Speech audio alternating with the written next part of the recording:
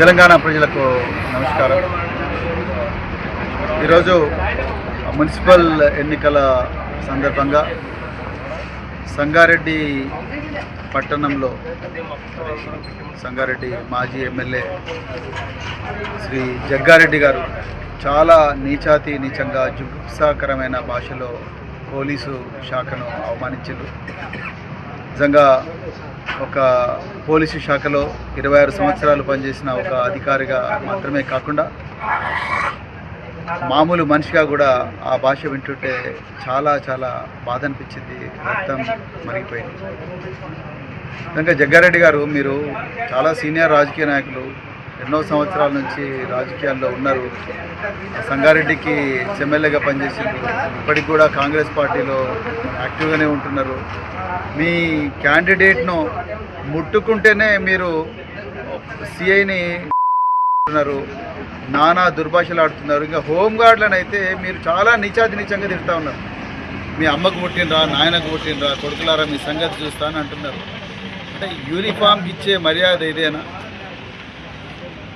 వీళ్ళు లేకపోతే మీరు నిజంగా తిరిగేవారా? మరి ఈ పోలీసులే లేకపోతే, వాళ్ళ బందోబస్తులే లేకపోతే మీ కాంగ్రెస్ వాళ్ళు తిరుగుతారు ఆ ఊర్లలో? మీ రేవంత్ రెడ్డి చేసిన మోసాలకు, మీ కాంగ్రెస్ పార్టీ చేస్తున్న దౌర్జన్యాలకు? అలాంటి గొప్ప త్యాగాలు చేస్తున్న డిపార్ట్మెంట్ను పట్టుకొని నువ్వు సిఐని, హోంగార్డులనేమో అమ్మనాయన గుట్టిండ్రా అంటావా? మీ సంగతి చూస్తే కొడుకులారంటావా? ఏం భాష అది? ఇదేనా భాష మీరు మాట్లాడేది ఒక సీనియర్ రాజకీయ నాయకుడిగా? ఇలా నేను అడుగుతా ఉన్నా, ఇలా రేవంత్ రెడ్డికి నేను ఛాలెంజ్ చేస్తున్నా. రేవంత్ రెడ్డి గారు మీరే హోంమంత్రి, మీకు చేతనైతే లేదు. అందుకొరకే మీ దగ్గర ఉండే సీనియర్ రాజకీయ నాయకులు, అదేవిధంగా ఎమ్మెల్యేలు, ఎక్స్ఎమ్మెల్యేలు పోలీసు డిపార్ట్మెంట్ను అష్ట కష్టాలు పెడతా ఉన్నారు. వాళ్ళని బ్లాక్మెయిల్ చేస్తూ ఉన్నారు, వాళ్ళని ఇబ్బందులు పెడతా ఉన్నారు, వాళ్ళకి ఇష్టం లేని పనులు వాళ్ళతో చేయిస్తూ ఉన్నారు. సిట్ల ద్వారా కానీ ఇంకో ద్వారా కానీ వాళ్ళ మీ ఎమ్మెల్యేలే వాళ్ళ మీద విపరీతంగా దౌర్జన్యాలు చేస్తూ ఉన్నారు. ఇంకా యూనిఫామ్కి ఏం వాల్యూ ఉన్నది? హోంమంత్రి మీరే.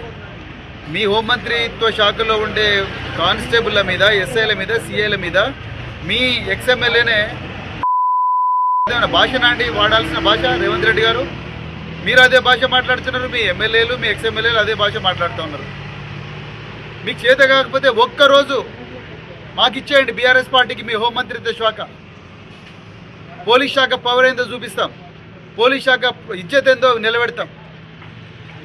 ఇంత ఘోరంగా మాట్లాడతారు ఎవరన్నా ఒక డ్యూటీలో ఉండే అధికారులను? నేను ఇప్పటికి కూడా డీజీపీ గారిని రిక్వెస్ట్ చేస్తున్నా, హోంమంత్రికి ఎట్లాగూ చేత కాదు, డీజీపీ గారిని రిక్వెస్ట్ చేస్తున్నా, అర్జెంటుగా 353 ఐపీసీ కింద ఈ జగ్గారెడ్డి మీద కేసులు బుక్ చేయండి, మెజిస్ట్రేట్ మీద ప్రొడ్యూస్ చేయండి, ఆ నెంబర్ తిరిగిన ఆయన అనుచరులందరి మీద కూడా చేయండి. హోంగార్డులను తిట్టే, సిఐలను తిట్టే, ఎస్ఐలను తిట్టే ఆయన బలంచల మీద చేయకూడదు. ఆ బీఆర్ఎస్ఎల్ మాత్రం అక్రమ కేసులు అన్నీ పెట్టండి. సోషల్ మీడియా పోస్టులు పెట్టినందుకు మా నల్లబాల్ మీద పెట్టినట్టుగా 16 రోజులు జైళ్ళల్లో పెట్టండి. మమ్మల్ని మేజిస్ట్రేట్ల మీద ప్రొడ్యూస్ చేయండి రాత్రి 12 గంటలకు. అవన్నీ చేయండి. మీరు ఇవన్నీ అక్రమాలు చేస్తున్నారు. అందుకొరకు ఇలా they gave you taste of your own medicine. DGP గారు మీరు అర్జెంటుగా 353 ఐపీసీ కింద జగ్గారెడ్డి మీద, వాళ్ళ అనుచరుల మీద కేసు బుక్ చేయాలి. ఇది సంస్కృతి మంచిది కాదు, రేవంత్ రెడ్డికి చేత కాదు. నేను మళ్ళీ చెప్తున్నా, ఐపీఎస్ అసోసియేషన్ మీరు ఓన్లీ ఐపీఎస్ ఆఫీసర్ల మీద ఏమన్నా, ఐఏఎస్ ఆఫీసర్ల మీద ఏమన్నా ఎవరైనా మాట్లాడితే మీరు పెద్ద ఎత్తున స్టేట్మెంట్లు ఇస్తున్నారు. మరి సిఐలు, ఎస్ఐల మీద ఇయ్యారా మీరు? సిఐలు, ఎస్ఐలను రకరకాల దుర్భాషలు ఆడుతుంటే కొడుకులారా మీ సంగతి చూస్తామంటుంటే అన్యం పునవర్గని హోంగార్డులు, వాళ్ళ డ్యూటీలు చేస్తున్న హోంగార్డులు వాళ్ళు ఈరోజు వాళ్ళ డ్యూటీ చేస్తుంటే మీరు అమ్మాయిలు కుట్టినరా కొడుకులారా మీ సంగతి చూస్తాని ఒక ఎమ్మెల్యే, ఎక్స్ఎమ్మెల్యే మాట్లాడుతూ ఉంటే మీ ఐపీఎస్ ఆఫీసర్ ఎక్కడ పోయింది? ఎందుకు ఖండిస్తలేరు మీరు? పోలీస్ అసోసియేషన్ ఎందుకు ఖండిస్తలేదు? ఐఏఎస్ అసోసియేషన్ ఎందుకు ఖండిస్తలేదు? అంటే మీరు ఓన్లీ ఐపీఎస్లను మాత్రమే చూసుకుంటారా? మీరు మంచిగుంటే చాలా, మీ ఇజ్జత్ మంచిగుంటే చాలు, మిగతా వాళ్ళ పోలీసు వాళ్ళది, చిన్నోళ్ళది ఇజ్జత్ ఎంత ఖరాబ్ అయినా పర్వాలేదా?